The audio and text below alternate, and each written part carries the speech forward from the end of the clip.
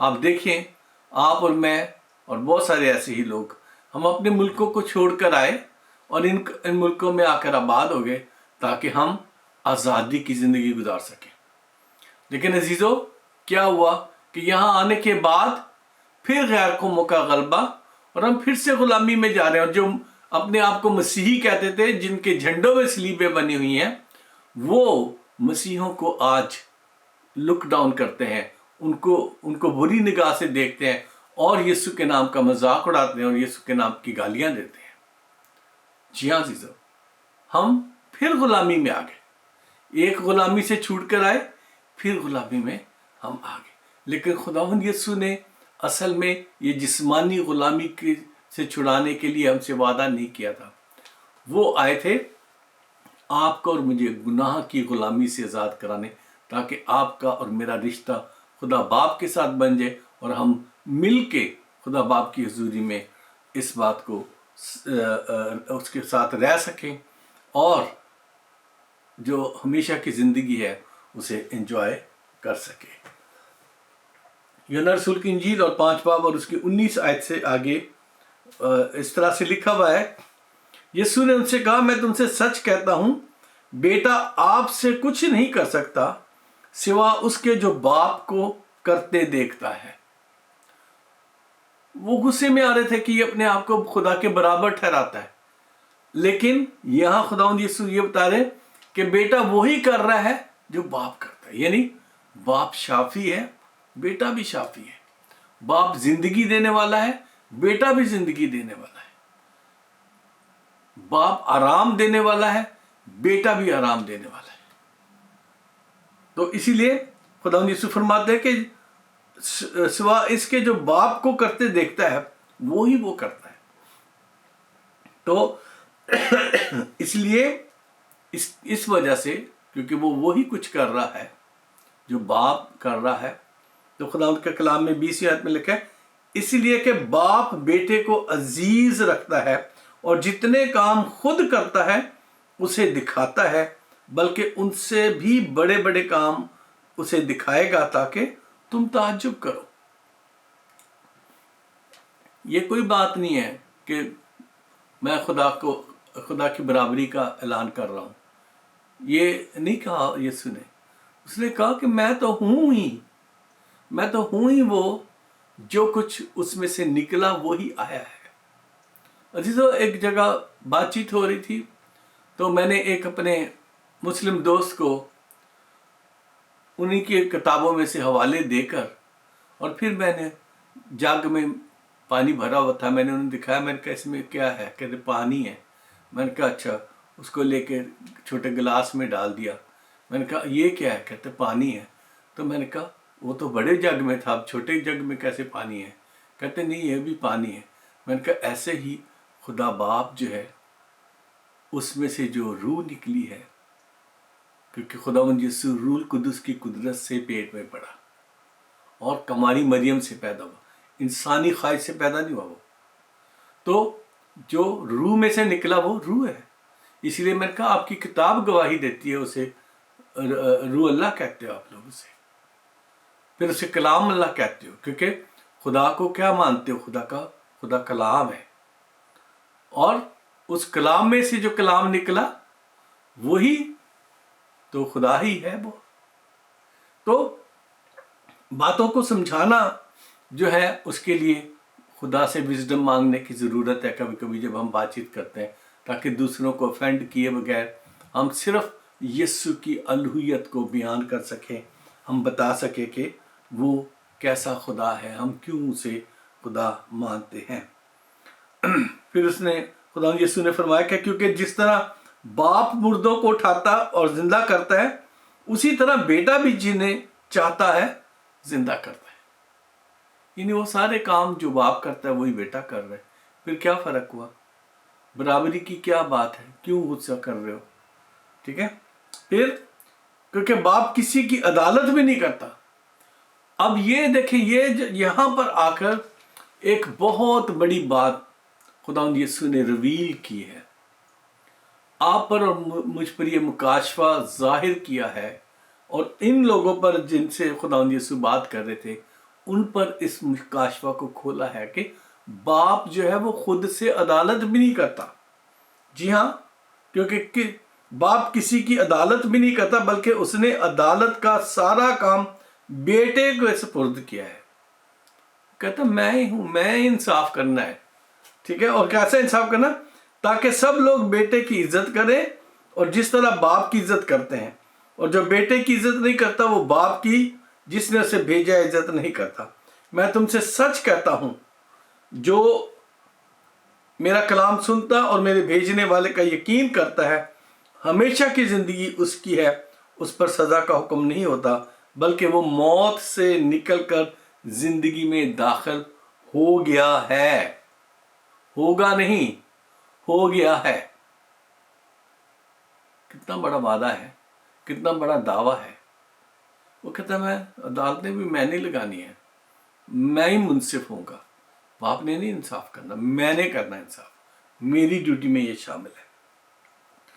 تو اس کے بعد خدا یسوع فرماتے ہیں اس کی 25ویں آیت میں، پس میں تم سے کہتا ہوں کہ وہ وقت آتا ہے، بلکہ ابھی ہے، مردے خدا کے بیٹے کی آواز سنیں گے، اور جو سنیں گے وہ جئیں گے.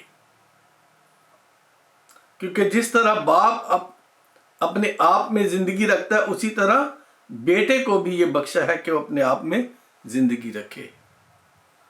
عزیزو، قبروں میں سے کس کو بلایا تھا؟ یاد ہے؟ لازرس کو بلایا تھا. 4 دن کا مردہ قبر میں. اس کے گھرانے کے لوگ، اس کی بہنیں کہہ رہی تھی کہ نہ ہٹاؤ پتھر، کیونکہ ابھی تو بدبو آتی ہوگی اس میں سے. کیا لوگ بھاگے وہاں سے جب یسوع کی آواز پر وہ باہر آیا؟ نہیں، کیونکہ اس میں سے بدبو نہیں آ رہی تھی. جتنے خدا کی آواز کو سنیں گے، جتنے بیٹے کی آواز کی سنیں گے، جب وہ آواز کو سنیں گے تو کیا ہوئیں گے؟ جیئیں گے وہ. اور وہ جی اٹھا تھا. یسوع نے کر کے بتایا کہ میں ہی ہوں، یہ میری الوہیت ہے، اس کو مانو، میں ہی الہی ہوں. یہ خداوند یسوع انہیں بتانے کی کوشش کرتے ہیں. اور پھر عدالت کے بارے میں پھر دوبارہ ذکر کرتے ہیں 27ویں آیت سے، بلکہ اسے عدالت کرنے کا بھی اختیار بخشا ہے، اس لیے کہ وہ آدم ذات ہے. کیونکہ دنیا میں تو وہ ایک آدم بن کے آیا تھا. پہلا آدم جو تھا وہ جب پیدا ہوا تو بے گناہ تھا، اس کے جسم میں کوئی گناہ نہیں تھا. اور یسوع جب آدم بن کر آیا وہ بھی اس جسم میں بے گناہ تھا، اس میں کوئی گناہ نہیں تھا. آدم اور حوا گناہ میں گر گئے اور خدا کے جلال سے محروم ہو گئے، لیکن یسوع کی زندگی میں کوئی گناہ نہیں تھا. اور اس لیے وہ دعویٰ کرتے ہیں، کہتے ہیں کون ہے تم میں جو مجھ پر گناہ ثابت کرتا ہے؟ آج تک کوئی نہیں کر سکا اس میں گناہ ثابت. لوگوں نے بڑے بڑے اس پر الزام لگائے، گندی فلمیں بنائی، سب کچھ کیا، لیکن یسوع کے بارے میں کوئی ثابت نہیں کر سکا کہ اس کی زندگی میں کوئی گناہ تھا. سو عزیزو، پھر خدا فرماتے اس سے تعجب نہ کرو کہ وہ وقت آتا ہے کہ جتنے قبروں میں ہیں اس کی آواز سن کر، جتنے قبروں میں ہیں اس کی آواز سن کر،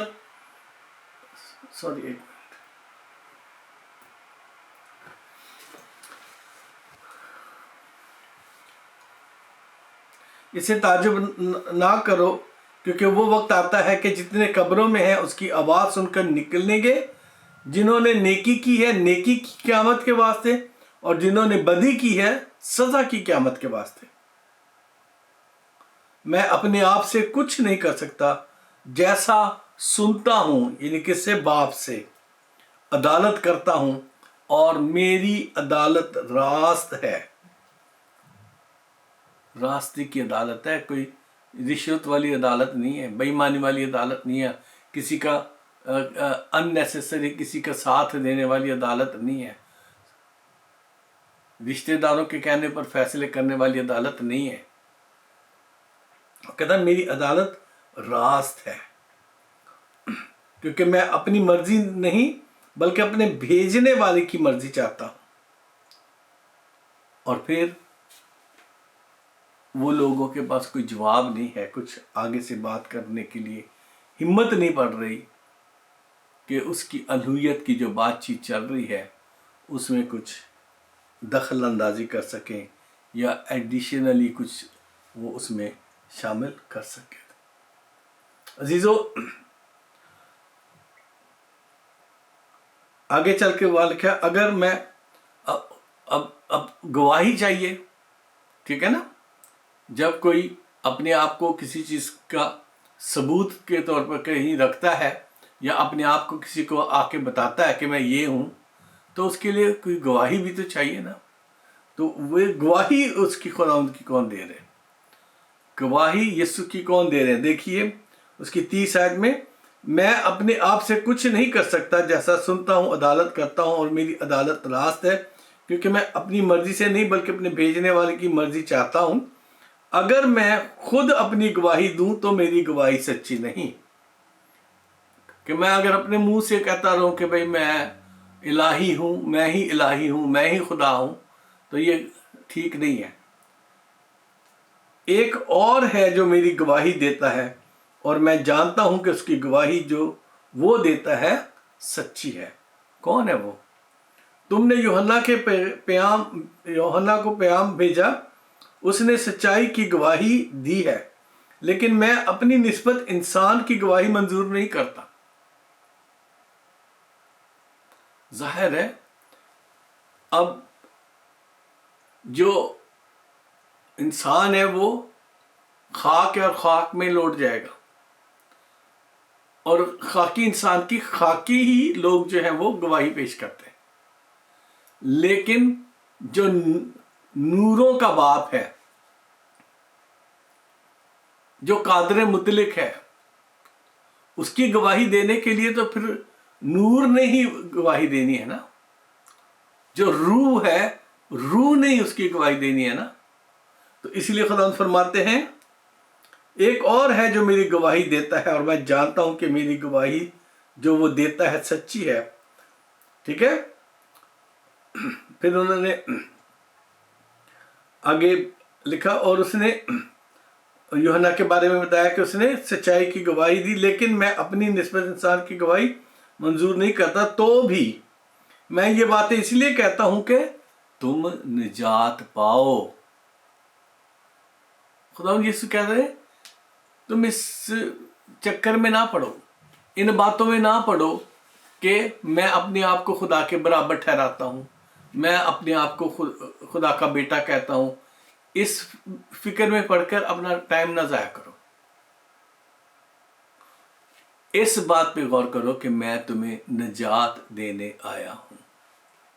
मेरा जो काम है, जिसके लिए मैं आया हूं, मैं एक इलाही जिस्म लेकर इस दुनिया में आया हूं, और इसी जिस्म में मैं जी उठूंगा और इसी जिस्म में मैंने आसमान पर चले जाना है, क्योंकि ये खाकी बदन नहीं है।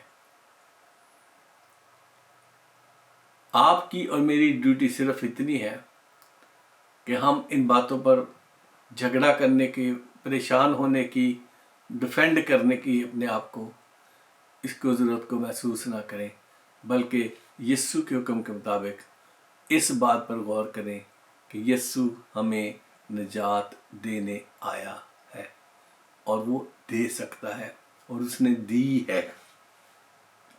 ठीक है। वो जलता और चमकता वो चिराग था, और तुमको, ये यूहन्ना के बारे में खुदावंद फरमाते हैं, तुमको कुछ अरसा तक उसकी रोशनी में खुश रहना मंजूर हुआ। अब ये खास बात है, सुनने की बात है। यूहन्ना रसूल की इंजील 5 बाब की उसकी 36 आयत में मैं पढ़ रहा हूं, लेकिन मेरे पास जो गवाही है वो यूहन्ना की गवाही से बड़ी है, क्योंकि जो काम बाप ने मुझे पूरे करने को दिए, यानी यही काम जो मैं करता हूं, वो मेरे गवाह हैं। हमारे काम जो है वो हमारे गवाह है। खुदा यीशु ने कहा मत्ती रसूल की इंजील में कि ताकि तुम्हारे नेक कामों को देखकर आसमानी बाप की लोग तारीफ करें जो आसमान पर है। तुम्हारे नेक कामों को देखकर, आपकी तारीफ नहीं है, कामों की तारीफ है। और तारीफ किसकी हो रही है? आसमानी बाप की हो रही है। और यहाँ खुदावंद यीशु बता रहे हैं कि जो तारीफ है मेरे कामों की वजह से, उन कामों की तारीफ होती है। और वो इसलिए हो रही है कि ये बाप ने मुझे इख्तियार दिया है ये काम करने के लिए, और ये काम ही मेरे गवाह है कि बाप ने मुझे भेजा है। इस बात का सबूत है ये कि मैं बाप में से निकला, बाप में से आया हूं, और बाप जिसने मुझे भेजा है उसी ने मेरी गवाही दी है। खत्म होगी बात। यानी एक इलाही शख्सियत की गवाही इलाही ही दे सकता है, एक रूह की गवाही एक रूह ही दे सकता है। जो आसमानी मकामों में रहने वाले हैं उनकी गवाही के लिए खुदा और यीशु मसीह और पाक रूह के वाले से इंसानों की गवाही की कोई अहमियत नहीं है।